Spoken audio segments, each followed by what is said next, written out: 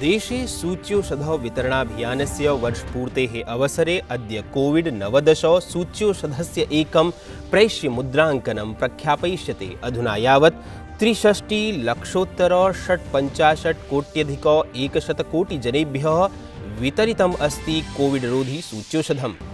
निर्वाचनायोगेन उत्तरप्रदेशे समाजवादी पार्टी इति दलस्य महासचिवाय आदर्श आचारसंहितायाः कोविड नियमस्य च उल्लङ्घनस्य आरोपे सूचना प्रख्यापिता। निर्वाचनाचारसंहितायाः कोविड नियमस्य च उल्लङ्घनप्रकरणे दलं विरुध्य प्राथमिकी अपि पञ्जीकृता अस्ति।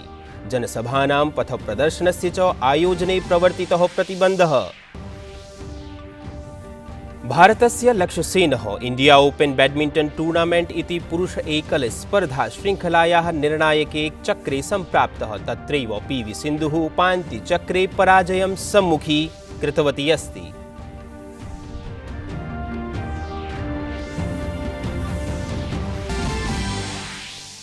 ऑस्ट्रेलियन ओपन स्पर्धातः एकदिनपूर्वं द्वितीयवारं निगडीकृतः नोवाक जोकोविचः अद्य न्यायालयस्य सम्मुखम् उपस्थितः भविष्यति। जोकोविचः ऑस्ट्रेलिया सर्वकारस्य वीजा इति पारगमन अनुमतिपत्रस्य निरस्तीकरणस्य निर्णयं विरुध्य न्यायालये अध्यर्थनां कृतवान् अस्ति। अभिवादये, अहमस्मि सुनीलः जोशी। अत्र भवतां स्वागतम् एतस्मिन् डीडी न्यूज़ वार्ता प्रसारणे। अथ वार्ताः। देशम् अद्य राष्ट्रव्यापी कोविड रोधी सूच्यौषधौ वितरणाभियानस्य प्रथमवर्षपूर्तिम् आमानयति। विगते वर्षे अस्मिन् एव दिने प्रधानमन्त्री नरेन्द्र मोदी कोविड महामारीं निरस्तुं विश्वस्य बृहत्तमं सूच्यौषध वितरणाभियानं प्रारब्धवान् आसीत्। अवसरे अस्मिन् प्रधानमन्त्री उक्तवान् यत् ऐतिह्ये पूर्वम् एतादृशं व्यापकं सूच्यौषध वितरणाभियानं न केनापि चालितमासीत्। विगते वर्षे जनवरी 16 स्वास्थ्यकर्मिणां सूच्यौषधीकरणेन सह कार्यक्रमस्य अस्य शुभारम्भः जातः आसीत्। अधुना यावत् 60 वर्षतः अधिकायुयुतेभ्यः वरिष्ठजनेभ्यः किशोरेभ्यश्च सुरक्षादृशा 69,सहस्राधिक-240 लक्षतः अधिकानि प्रिकॉशन इति कोविड रोधी सूच्यौषधानि वितरितानि सन्ति। प्रधानमन्त्री श्री नरेन्द्र मोदी स्टार्टअप्स योजनां देशस्य मुख्यस्तम्भत्वेन प्रतिपादितवान्। जनवरी 16 राष्ट्रीय स्टार्टअप दिवसत्वेन परिपालनस्य घोषणा अपि श्रीमोदिना कृता। ह्यः अन्तर्जालीय माध्यमेन स्टार्टअप उद्यमिभिः साकं विहिते संवादे एषः उक्तवान् यत् स्टार्टअप योजनया देशस्य समग्रं स्वरूपम् एव पूर्णतया परिवर्तते। प्रधानमन्त्री उक्तवान् यत् भारते अधुना स्टार्टअप इति योजनायाः स्वर्णयुगम् अस्ति प्रारब्धम्। 2022 का ये वर्ष भारतीय स्टार्टअप इकोसिस्टम के लिए और भी नई संभावनाएं लेकर आया है। स्टार्टअप्स का ये कल्चर देश के दूर दराज तक पहुंचे, इसके लिए 16 जनवरी को अब नेशनल स्टार्टअप डे के रूप में मनाने का फैसला भी किया गया है। श्रीमोदी अवोचत् यत् एतत् दशकं भारतस्य दशकं भविष्यति, यच्च टेकेड इति कथयिष्यते। अथ च एतत् नवीनं वर्षं देशे स्टार्टअप उद्यमिनां कृते भूरि संभावनाः समानयति। इस दशक को भारत का टेकेड कहा जाता है। इस दशक में इनोवेशन, एंटरप्रेन्योरशिप और स्टार्टअप इकोसिस्टम को मजबूत करने के लिए सरकार जो बड़े पैमाने पर बदलाव कर रही है, उसके 3 अहम पहलू हैं। पहला, एंटरप्रेन्योरशिप। एंटरप्रेन्योरशिप को, इनोवेशन को सरकारी प्रक्रियाओं के जाल से, ब्यूरोक्रेटिक साइलोज से मुक्त कराना। दूसरा, इनोवेशन को प्रमोट करने के लिए इंस्टीट्यूशनल मैकेनिज्म का निर्माण करना। और तीसरा, युवा इनोवेटर्स, युवा उद्यम की हैंड होल्डिंग भी करना। Startup India, stand up India जैसे प्रोग्राम ऐसे ही प्रयासों का हिस्सा है। प्रधानमंत्री प्रवर्तमानं दशकं नवाचारस्य नूतनविचारस्य च युगं प्रतिपादयन् उक्तवान् यत् ग्रामीण अर्थव्यवस्थातः उद्योगपर्यन्तम् अस्माकम् आवश्यकताः क्षमताश्च असीमिताः सन्ति। जिस स्पीड और जिस स्केल पर आज भारत का युवा स्टार्टअप बना रहा है, वो वैश्विक महामारी के इस दौर में भारतीयों की प्रबल इच्छा शक्ति और संकल्प शक्ति का प्रमाण है।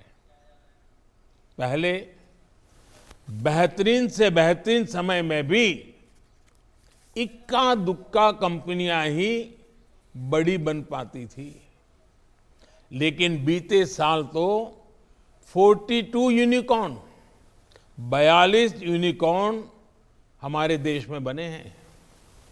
हजारों करोड़ रुपए की ये कंपनियां आत्मनिर्भर होते आत्मविश्वासी भारत की पहचान है।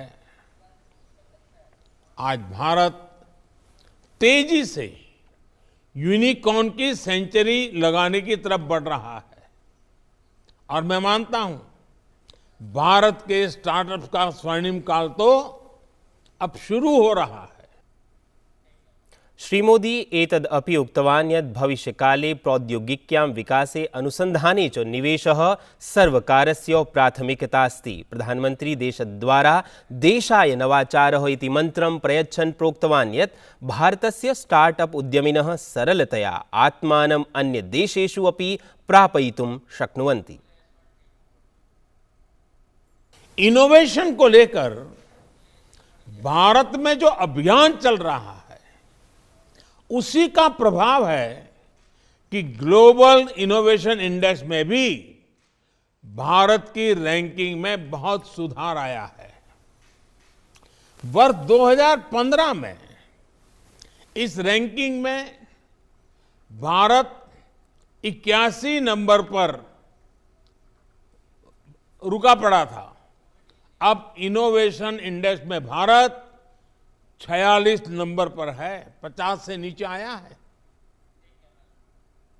ध्येयमस्ति यत् अस्य संवादस्य उद्देश्य स्टार्टअप उद्यमिनः नवाचारस्य माध्यमेन देशस्य अपेक्षानाम् आवश्यकतानां च सम्पूरणे कथं योगदानं कर्तुं शक्नुवन्ति इति अस्ति। एषः कार्यक्रमः वाणिज्योद्योग मन्त्रालयस्य उद्योग आन्तरिक व्यापार संवर्धन विकासद्वारा स्वाधीनतायाः अमृत महोत्सवस्य अंगत्वेन आयोजितः आसीत्। एतद् स्टार्टअप इंडिया इति उपक्रमस्य शुभारम्भस्य षष्ठवर्षपूर्तेः प्रतीकम् अपि अजायत।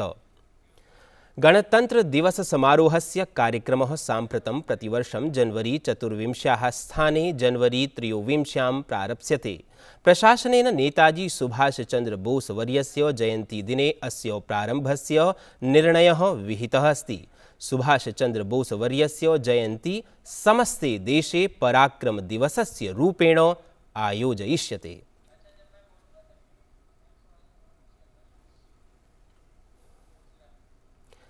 निर्वाचनायोगेन ह्यः स्वास्थ्य मंत्रालयस्य अधिकारिभिः गोवा मणिपुर पंजाब उत्तराखंड उत्तर प्रदेश राज्यानां मुख्य सचिवैः स्वास्थ्य सचिवैः मुख्य निर्वाचनाधिकारिभिश्च साकं पृथक् पृथक् अन्तर्जालीयम् उपवेशनम् आचरितम्।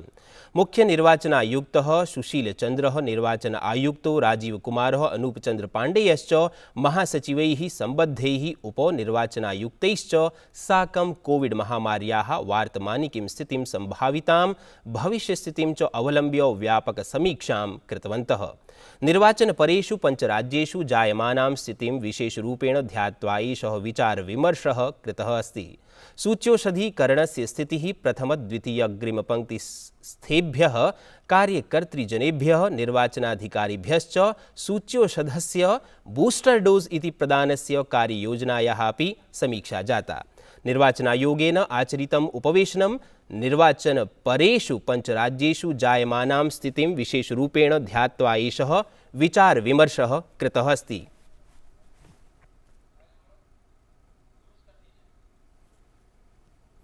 बहुजन समाज पार्टी इति दलेन उत्तरप्रदेश विधानसभा निर्वाचनस्य प्रथमचरणार्थम् 58 आसनानां मध्ये 53 आसनेभ्यः प्रत्याशिनां सूची प्रख्यापिता अस्ति।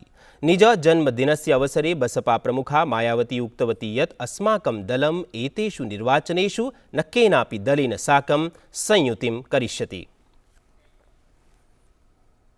पंजाब निर्वाचनसभानां कृते कांग्रेस दलेन 86 आसनेषु प्रत्याशिनां सूची प्रख्यापिता। मुख्यमंत्री चरणजीत सिंह चन्नी चमकौर साहिब आसनात् निर्वाचनं योत्स्यति। तत्रैव पंजाब कांग्रेस अध्यक्षः नवजोत सिंह सिद्धू अमृतसर पूर्वतः प्रत्याशी कृतः अस्ति। सममेव प्रताप सिंह बाजवा कादियान आसनतः प्रत्याशी अस्ति। देशेन ह्यः भारतीय सेना दिवसः समायोजितः। 74तमे सेना दिवसावसरे सेना प्रमुख जनरल मनोज मुकुंद नरवणे, वायुसेना प्रमुख air chief marshal V R. Chaudhari, नौसेना प्रमुख एडमिरल आर. हरिकुमारश्च राष्ट्रीय युद्ध स्मारके श्रद्धांजलिं प्रदत्तवन्तः।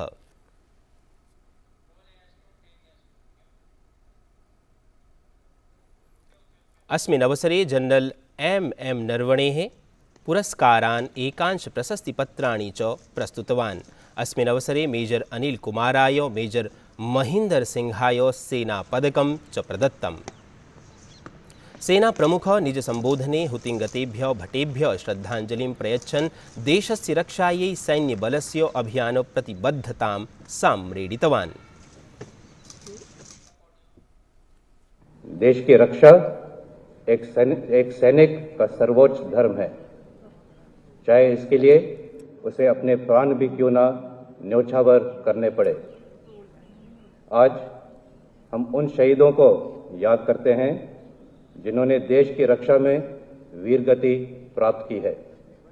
उनकी शहादत समस्त देश और भारतीय सेना के लिए प्रेरणा का स्रोत है। मैं उनके परिवारों को विश्वास दिलाता हूं कि हम उनके साथ कंधे से कंधा मिलाकर हमेशा खड़े रहेंगे। नातिचिरं दिल्ली विश्वविद्यालयस्य हिंदू महाविद्यालयीयेन संस्कृत विभागेन शास्त्र विमर्श राष्ट्रीय व्याख्यानमालायाः तृतीये पुष्पे संस्कृतछन्दसां लौकिकपक्षः इति शीर्षकेन दृश्यश्रव्यपरः कार्यक्रमः सुतराम् आयोजितः। मुख्य वक्त्रा प्रोफेसर संपदानंद मिश्रेण महर्षेः अरविन्दस्य विरचितस्य द फ्यूचर पोएट्री इति पुस्तकम् अधिकृत्य उक्तं यत् कथं सन्ति छन्दांसि वैश्विकचेतनायाः प्रस्फुटीकरणं तद् तथ्यं स्वयम् अनुभूतिसिद्धेन महर्षिणा अरविन्देन अस्ति प्रतिपादितम्। प्रोफेसर श्रीनिवास वरखेड़ी वर्येण साहित्यानुशासने छन्दसां प्रवृत्तिः प्रकृतिः च अध्यक्षीय भाषणे सुतरां प्रस्तुतीकृता। भारतस्य लक्ष्यसेनः इंडिया ओपन बैडमिंटन टूर्नामेंट इति पुरुषैकल स्पर्धा श्रृंखलायाः निर्णायके चक्रे सम्प्राप्तः। तत्रैव पी.वी. सिन्धुः उपान्त्यचक्रे पराजयं सम्मुखीकृतवती अस्ति। निर्णायकद्वन्द्वे अद्य लक्ष्यसेनस्य स्पर्धा सिंगापुरस्य विश्वविजेत्रा लोहकिन्यू इत्यमुना साकं भविष्यति। अपरत्र च महिलैकल स्पर्धायाः उपान्त्यचक्रे पी.वी. सिन्धुः थाईलैंड देशीयया सुपानिदा कटिथोंग इत्यनया पराजिता अभूत्। एतद्वार्ता संस्करणम् अधुना सम्पद्यते। अभिनववार्ताभिः सह पुनः उपस्थास्यामः। तावत् मङ्गलं भूयात्।